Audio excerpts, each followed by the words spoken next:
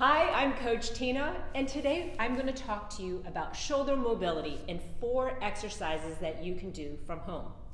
Now, I'm 51, and shoulder mobility is extremely important for me because I strength train. And most people over 50 are working with either previous shoulder injuries from our younger days or just cranky shoulders. And mobility is important because you want to be able to do strength in the full range of motion that your shoulders are capable of. So these are 4 exercises that I should be doing more often, but I want to share it with you so that you and I can be doing it more often together. The first one is simply using a chair or a bench. I'm going to pad my knees, extending your arms out fully, sitting back into your heels, and pushing your chest through your arms, keeping the arms as straight as possible, holding for 1, 2, 3, and then you'll come back up and then bring it back down. This is an isometric lat stretch, but as you can tell, I'm working my shoulders, working through the range because moving straight overhead is probably one of the hardest things for most people in terms of mobility. And this helps stretch that position into place. So you'll hold for about 3 seconds, release to allow the body to rest for a second and go back into it. I would suggest 10 reps of that extended arm stretch. The next one I want you to learn how to do. Oop, I have to go grab a yoga block. I'll be right back. Let me grab it. I'm still here. I'm still here. Okay? You want to rest. Sorry, I had to disappear for a second because I didn't prepare it. You want to rest your head on this block, lying sideways,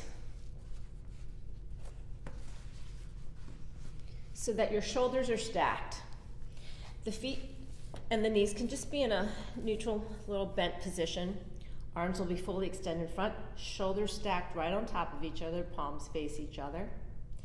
From here, without moving my lower body, I will open, the head will turn also, and I'm going to try to reach the back of my right hand towards the floor, and then I'll come back. It's okay if you don't reach. This is a side lying thoracic spine opener, so it's your upper back. Your upper back will be related to your shoulder mobility.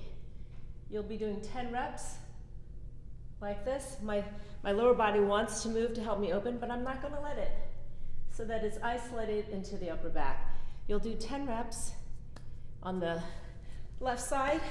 And I'm just flipping over so that you can see how I'm doing this. And then again, stacking the shoulders. Opening, keeping my hips stacked one on top of each other, not moving, as I allow my left arm to rotate back, letting my head follow. And as you do both sides, you're going to notice one side is probably a little tighter than the other. So ideally 10 reps. So in the end, you wouldn't want to be able to do 3 sets of the 10 reps of all the exercises. So that was the second one. Side lying thoracic spine opener. And the next one, I'm just going to place this down.